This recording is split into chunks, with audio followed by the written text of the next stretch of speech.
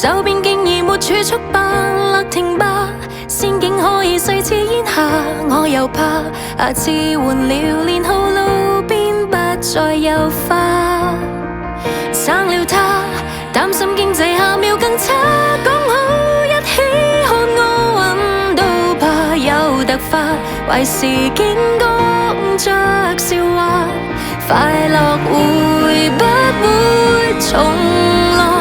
這刻你再忍一下，怎會毫無代價？